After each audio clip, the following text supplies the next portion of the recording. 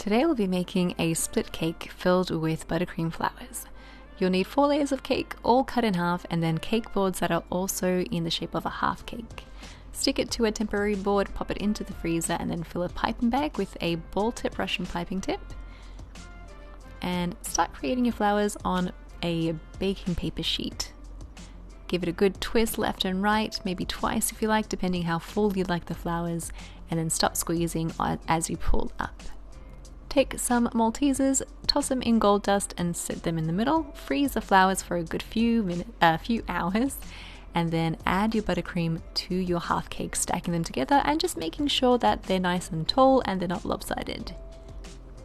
Stick 2 skewers or 2 bubble tea straws cut flush at the top of the cake. This is just how to keep it all together and stop it from sliding around.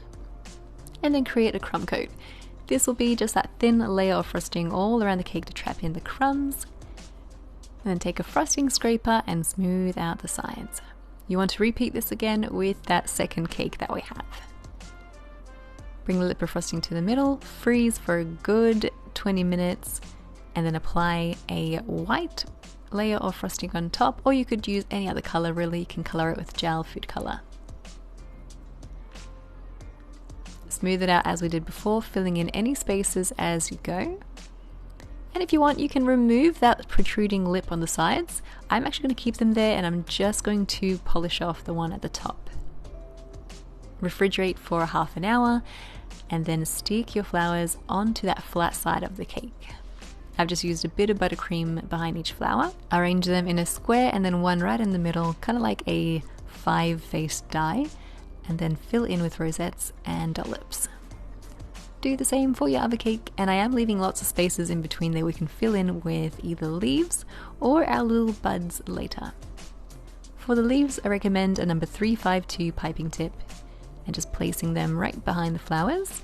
For those other spaces now in between, take a small to medium round piping tip, create little dollop circles, and then right in the center of those go in with a smaller tip and white frosting to create the little buds.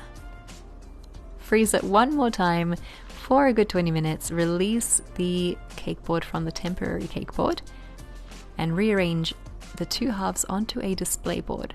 I've chosen rectangle because it just allowed for a little bit more movement, so I can arrange them however I like.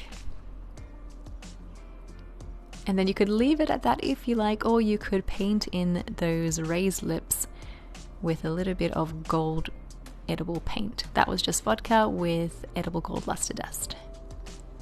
Pipe a border at the base to finish it all off, and your split cake is complete. I hope you guys enjoyed this tutorial and give it a go. Thank you so much for watching.